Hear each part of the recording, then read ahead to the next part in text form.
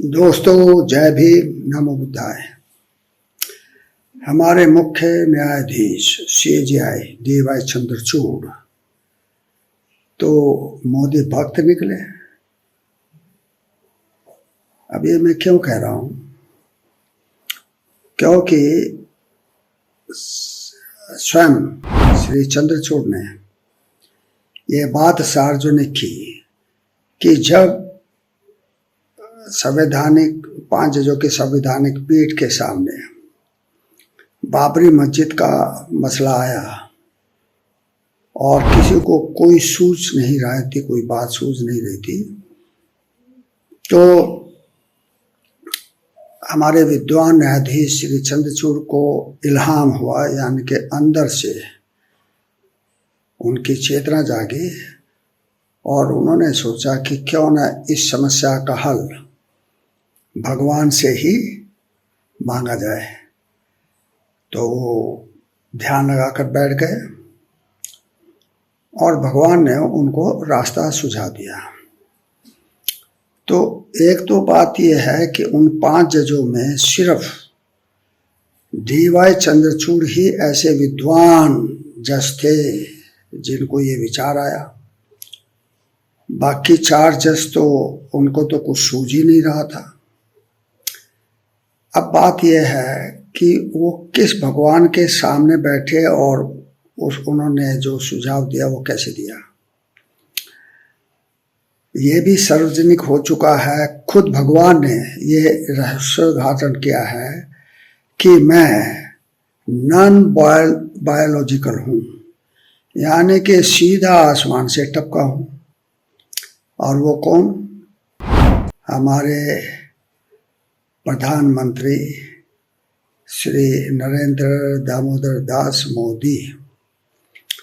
तो जब वो भगवान का अवतार साबित हो ही गए तो निश्चित तौर से हमारे विद्वान न्यायाधीश ने उनके सामने गुहार लगाई होगी कि प्रभु आप ही कोई सुझाव दो, हम तो हमें तो कुछ सूझ नहीं रहा है।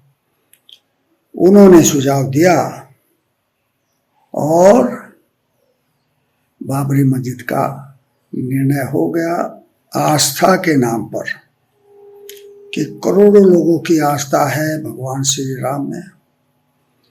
इसलिए जो बाबरी मस्जिद की जमीन है वो हिंदुओं को दी जाती है और मुसलमानों को एक मस्जिद बनाने के लिए अलग से 5 एकड़ जमीन दी जाती है। ये कितना अद्भुत निर्णय था। अब ये देखिए कि हमारे जो प्रभु हैं श्री नरेंद्र जो है वो कितने मायावी हैं। अब वो जो एक इलेक्ट्रिकल बॉन्ड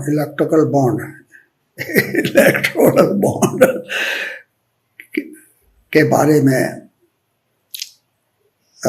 CJI चंद्रचूड़ ने पर्दाफाश कर दिया कि ये इलीगल है, अनैतिक है।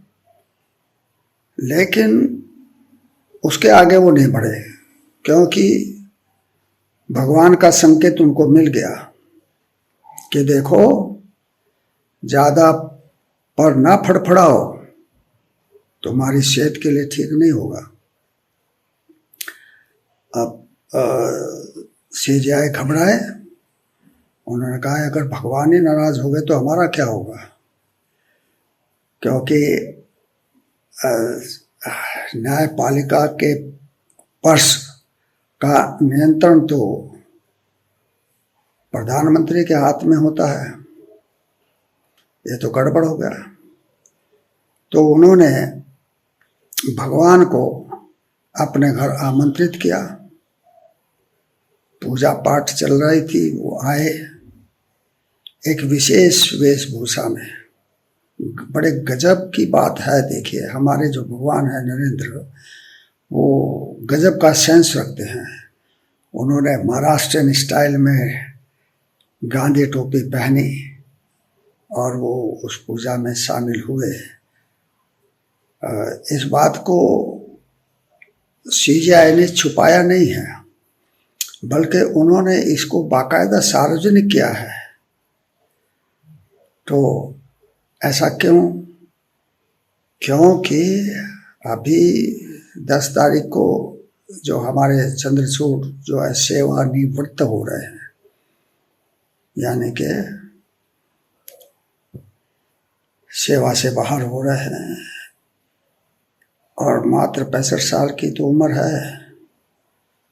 अभी तो बहुत लंबी जिंदगी है, तो क्यों ना भगवान से कोई परितोष पाया जाए।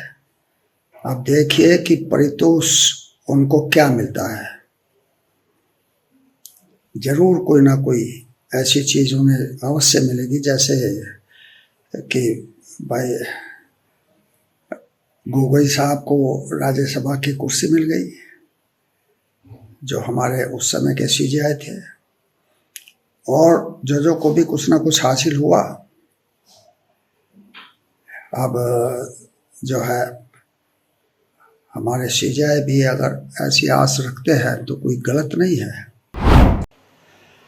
अब एक संकेत इसमें ये जाता है जनता के लिए कि जनता भी ध्यान रखे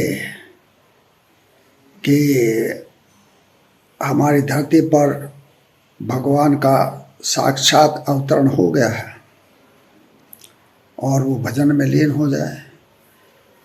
इस बात को अगर सबसे ज़्यादा हृदयंगम किया है, हृदय में धारण किया है, तो हरियाणा की पुलिस ने किया है, जो सारे के सारे जो है उच्च पदाधिकारी जब एक बैठक में, समीक्षा बैठक में, क्राइम की समीक्षा बैठक में शामिल हुए,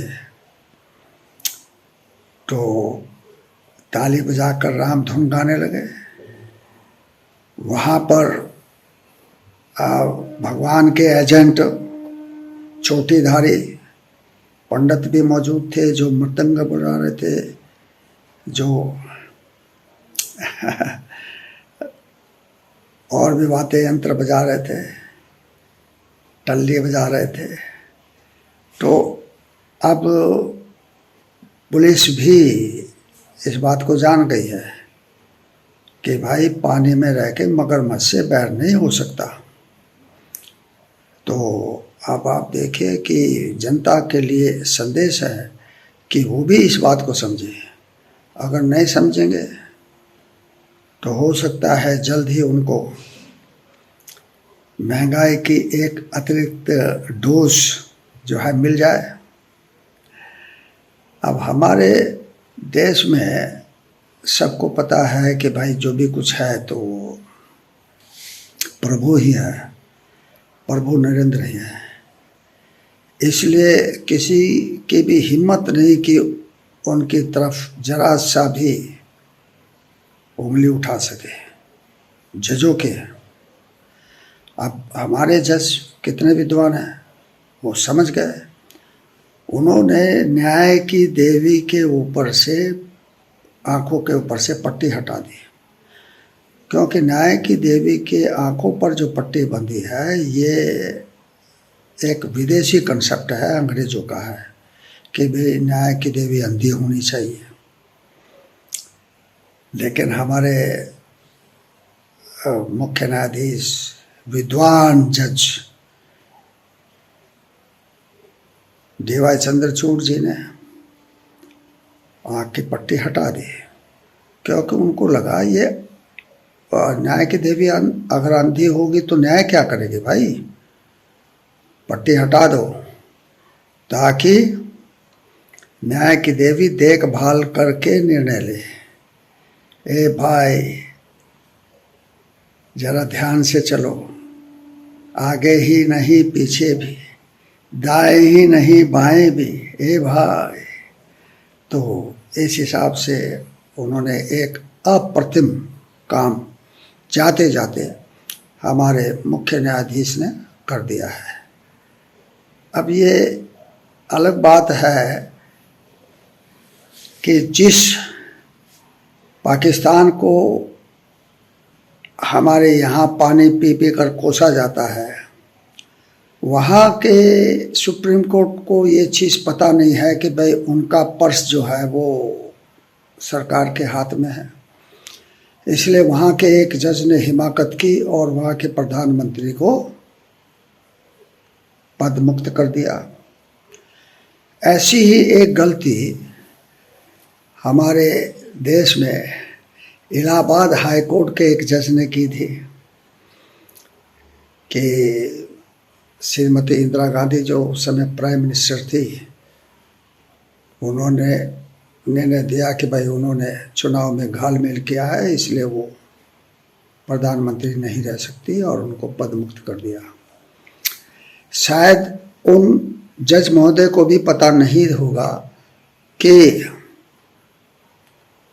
न्यायपालिका का पर्स जो है वो तो भाई केंद्रीय सरकार के हाथ में है, प्रधानमंत्री के हाथ में है। तो ऐसे भी कुछ मूर्ख जज होते हैं दुनिया में। लेकिन वर्तमान में जो भी